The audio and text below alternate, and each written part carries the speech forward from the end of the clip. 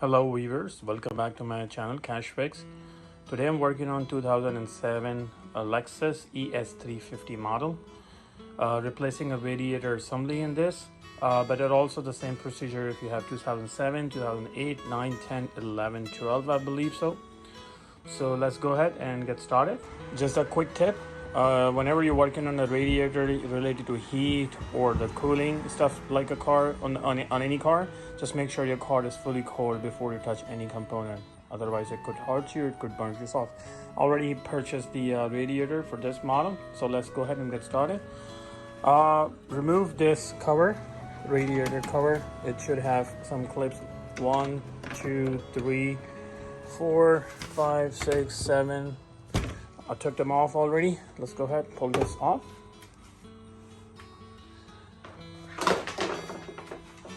And the second, you're gonna have to remove this cover. It's holding with 10mm bolt.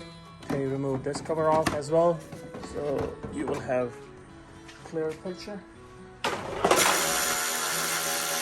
Remove this 10mm bolt and this boot, so you'll have a better access to your radiator and the fans.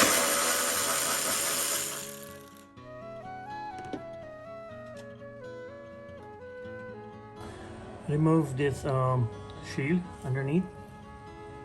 See, there's a few bolts. This 1, 2, 3, 4, 5, 6. Just go ahead and unbolt these screws and you should be able to remove the cover. Alright viewers, so I removed the shield. Let me walk you through what you need to do once you're replacing a radiator, mostly any radiator. It's pretty much the standard.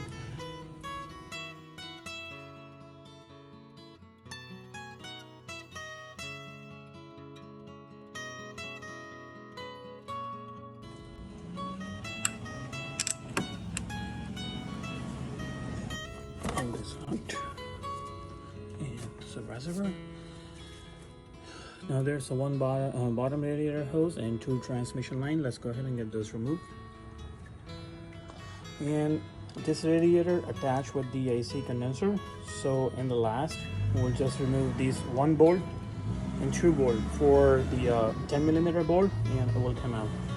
Wow, it looks like it has 170,000 miles on the car, and it's still Toyota original radiator, and it's rising.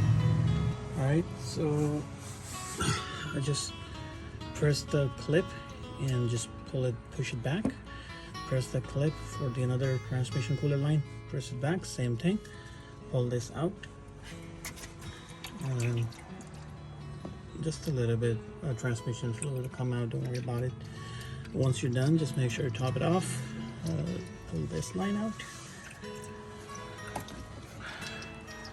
Same thing.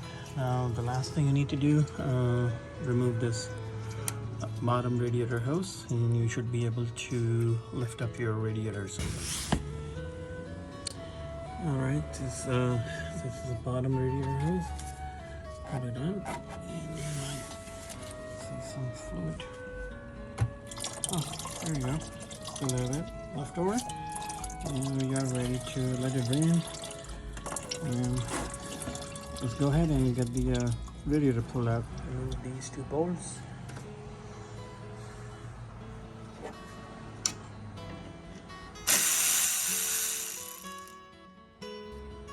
Just keep these 2 bolts separate because they are very short 10mm bolt. If you accidentally swap with the radiator bolt, somehow will just go and just puncture the new radiator. So remove this second bolt.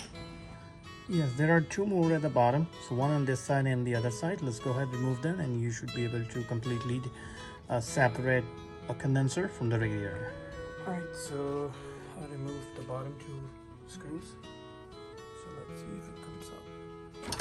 There you go. As you can see, it sat on the radiator bottom right here. I'll show you in a second. And if you can see right there. Now let's separate the fan assembly. these are two tabs, small two tabs. If you just press them, just push the bracket, it would come out. Unplug the fan module connector, plug this, and once it's fully separated, the fan assembly, try to lift it up. So the fan has to come out first in order to pull the radiator out. So let me pull the fan out from here, just making sure anything else not connected. So radiator hose, there's a clip on the left side of this fan shield. Make sure unplug it from there, and lift it up, and there you go. It's coming out, and there you go. Put them on the side. So actually we have a better view from the top. So once you replace the radiator, you don't need to wait until you replace the fan assembly back. So you just go ahead and put your stuff back from the top. It's much easier, and this way I'll put the fans assembly in the last. It's easy peasy. All right, let's see if we can pull the radiator out. There we go. Wow, it looks so ugly, and definitely was leaking so bad. Right, so I have a new part side by side, and it looks 100% the same exact. Tips: before you replace your radiator, whenever the radiator comes, make sure check this, should be fully tight. These two screws should be fully tight. The flange screws, everything looks fine.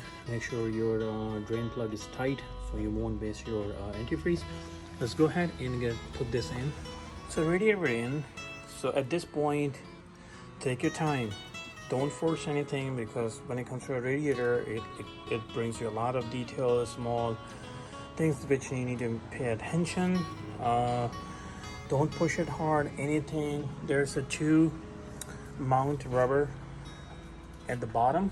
What's that in the frame? You normally see these things, so it's this kind of donut thing.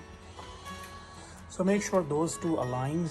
And once you put this in, the first thing you need to do, lift up this condenser a little bit, and bring on the edge of this radiator right here. Here you go. This one in, that's in. Nicely aligned. Just go ahead and get your bolt started. 1, 2, 2 at the bottom. Alright, so all the 4 screws, the 10mm bolts are in. They tight it. Just make sure don't over tight it. Alright, this is a time to just go ahead and attach your bottom radiator hose in both transmission lines. As you should have a very clear access from the top. Let's go ahead and get it done. Alright, so as you can see, the radiator hose, the bottom radiator hose, the both transmission cooler lines, they are in place.